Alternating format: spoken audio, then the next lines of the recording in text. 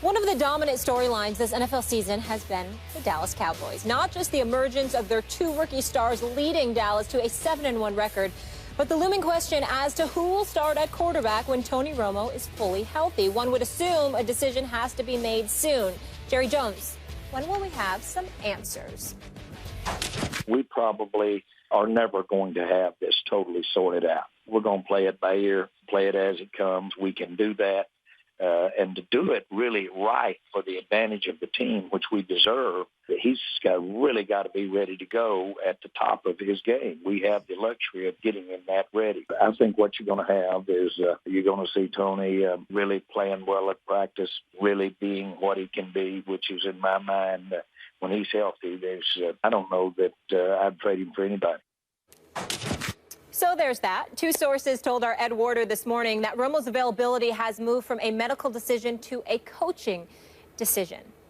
Stephen A., is it more important to get rid of Romo? Yes, it is.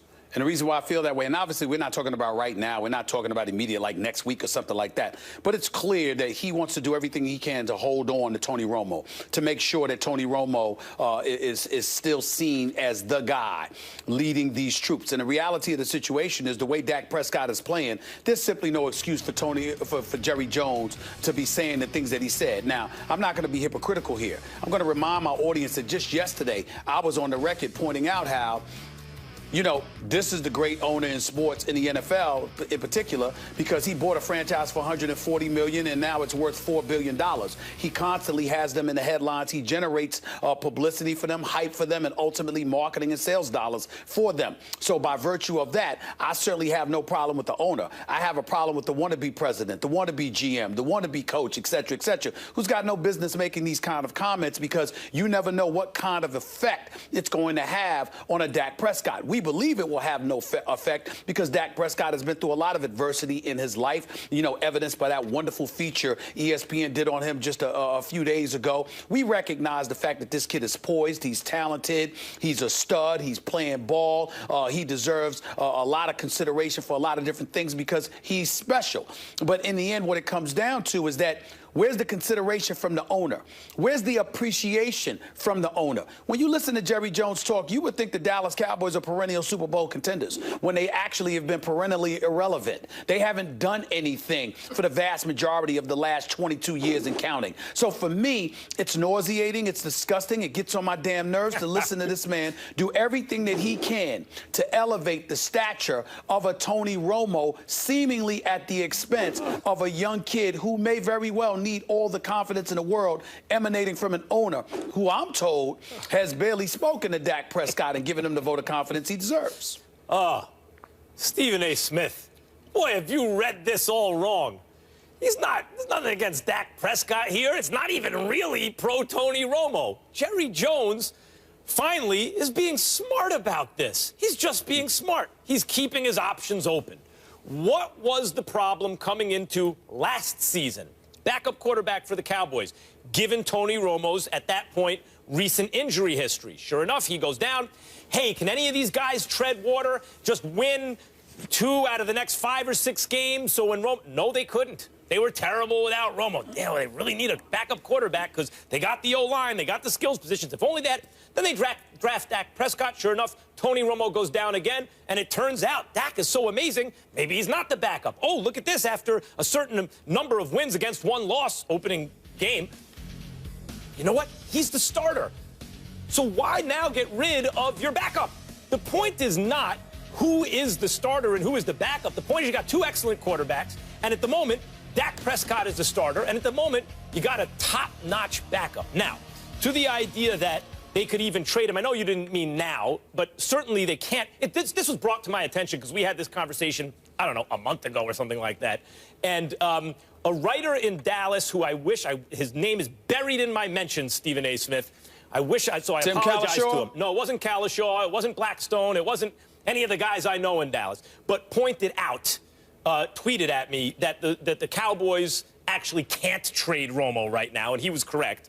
Romo would be they just can't move the contract right now. At June 1st. Yeah, we would never advocating right now, though. We would never advocate right now. But you also can't really trade him for anything. What you can do is June 1st, 2017, coming up, you can cut him and save $54 million against the cap over the next 3 years. Fine, do that. That is something you might want to do because he is an extremely expensive backup. And if you can't get anything for him anyway in a trade, fine, you can move him. But for the purposes of this season, you who think the Cowboys could represent the NFC in the Super Bowl, you've answered your quarterback issue on, your backup quarterback issue and then some with 2 excellent quarterbacks. You want to somehow undo that before the end of the year? Well, what I'm saying is you're doing it without Tony Romo. And I'm alluding to the future of the Dallas Cowboys, not the immediacy of the moment. I'm saying there's nothing you can do about this season, and there's nothing you should do about this season. We understand that. But speaking about Tony Romo in future tense, talking about him as if this is a good problem to have, and you know what, we don't know what we're going to do. How the hell do you not know what you're going to do? I remember when Dan Marino came on board, and I'm not comparing Dak Prescott to Dan Marino, even though Dak Prescott is a bad boy. There's only one Dan Marino now. And when he came into the league, he hit it by storm. I think it was Don Strock he succeeded. I'm not sure, but I think that was who was quarterbacking the Miami Dolphins back in the mid-'80s when Dan Marino ultimately took over. When he took over and he wreaked havoc, you know what happened? Don Shula was like, that's our guy. The future has arrived. It's one thing to sit up there and to say, we're going to keep Tony Romo. He's too talented. He's done enough for this organization. I value him. I'm going to keep him around. It's another thing having won 7 straight, being the #1 seed in the NFC, knowing that if you continue on this path, the road to the Super Bowl must go through Dallas. It's another thing entirely to sit up there and to act like there's a discussion about who this job belongs to and who's the real quarterback of this team right now, and debating whether or not the future has indeed arrived. It is clear, and I think that at some point in time, Dak Prescott deserves that kind of support from the Dallas Cowboys as an organization, and in particular Jerry Jones. I agree he deserves support, and if you didn't have Romo on the bench, it would be a no-brainer. But Romo is such an excellent quarterback when healthy. I think you underrate him. He's such an excellent quarterback that during the regular season, Jerry Jones wants to keep his options open. For instance, neither you nor I think this will happen. And you could see Dak had something from preseason. He said, that looks like an NFL quarterback to me. And he has done nothing to dissuade anyone from that point of view since then. He is excellent. Right. But he is a rookie. Rookies can hit rookie walls. Teams can game plan for them differently, and their effectiveness can diminish. Maybe Romo's looking amazing in practice to the point where they have... Look, it's not inconceivable, and I know everyone's going to say, oh, you're being a Giants homer, but it's not inconceivable, given the Giants and the Cowboys' schedule, that by the time Dallas gets to MetLife for that showdown, Giants already beat them week 1. If the Giants win that game, they could wrap up the division. So that's not inconceivable. It's not like a 5% chance. It's something way more than that. And if that starts to happen, if it starts to go sideways a little for Dak and the Cowboys, and Romo looks amazing, Jerry Jones wants to make sure his options are available, that he hasn't done anything to undermine the confidence of Tony Romo or even make the fan base think that maybe that couldn't happen. I don't blame him for doing that. I actually think that at this moment is a smart play. Now, if he's doing that next season and they haven't cut Romo and they have all that money on the books and they're still not giving it over to Dak, then I'm with you. But right now, I like what Jerry Jones is doing. Here's your problem. Your problem is that you're dissecting things and compartmentalizing it and talking about time. If he does it next year, then it would be a problem. But doing it now is not the issue. When the problem with Jerry Jones is he's always Jerry Jones. These are the kind of things he always does. You can literally predict what he's going to do next year and the year after and the year after because of what he does. Romo going to be on the team next year? I say he won't be. I say Romo will not be on the team next year. What I'm saying to you is that if he's not on a team, it's because Jerry Jones is looking at his money. That's about it. He's not thinking about the fact, I got a stud. The future has arrived. I'm good. He's the kind of person that he gets attached to who he wants to get attached to, and the only thing that truly compromises his thought process are dollars and cents. I really look forward to you and Jerry Jones sitting together. I could just see it in the same booth one day. I would love it. And chopping this up, Stephen A. I would love it. Because I don't think it'll come down to dollars and cents other than it'll come down to the dollars and cents under the cap. I'd like to remind Jerry Jones. You got to watch all those dollars and cents. I'd like to remind Jerry Jones that this same Tony Romo, that's his adopted son, has won a grand total of 2 playoff games for him in his entire career. You need to win 3 to win a Super Bowl. This man has won 2 playoff games in 10 years. Tell him how you really feel, Stephen. Please. I think you've reminded him. They have a tough stretch coming up, though, over this next month. Steelers, Bengals, Packers, and Eagles. It'll be interesting to see how it plays out. Coming up next, don't miss your chance to enter the First Take Your Take contest. You can win a chance to debate Stephen A. and Max right here on national television. All you have to do is go to firsttakeyourtake.com, upload a 1-minute video with your best original sports debate. Keep it clean, no music, team logos, trademarks, or copyright material. 2 winners will be selected by our show staff. So get to work, people. I want to see you here in Bristol. Here's a few of our latest. Can Tom Brady become the NFL MVP this season after missing the first 4 games? No. So not only did he miss the first 4 games, the team went 3-1, proving that Bill Belichick is a great coach and that his system works. Now on to you, Mr. Stephen A. Smith. You openly acknowledge the fact that Joe Montana was greater than Tom Brady, but how dare you say that? Especially when we all acknowledge that Tom Brady has done more with less. I can't outmad the Max, and I can't outstyle the Steve. Matter of fact, I don't even wear glasses or ties. And Tom Brady don't lose, baby. I'm on the Brady gravy train on biscuit wheels. My man, Brady, 12 touchdowns, 0 interceptions. Coming for you.